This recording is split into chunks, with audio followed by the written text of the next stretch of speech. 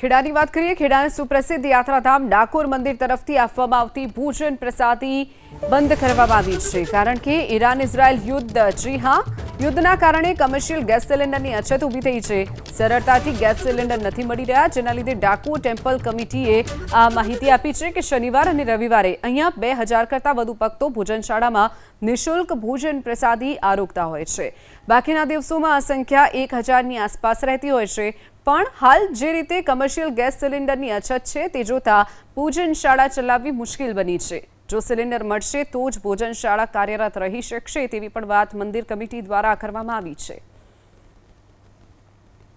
તો ડાકોર મંદિર કમિટી દ્વારા આ નિર્ણય કરવામાં આવ્યો છે, જે ભોજન પ્રસાદી રૂપે આપવામાં આવતું હતું। લગભગ દરરોજના 1000 જેટલા લોકો અને શનિ રવિમાં 2000 જેટલા લોકો અહીંયા પ્રસાદ લેતા હોય છે, ભોજન આરોગતા હોય છે, પરંતુ અત્યારે જે મિડલ ઇસ્ટમાં યુદ્ધની સ્થિતિ છે અને ગેસ સિલિન્ડર નથી મળી રહ્યા, તેના કારણે ક્યાંક આ પ્રસાદી બંધ કરવાનો નિર્ણય મંદિર ટ્રસ્ટ તરફથી લેવામાં આવ્યો છે।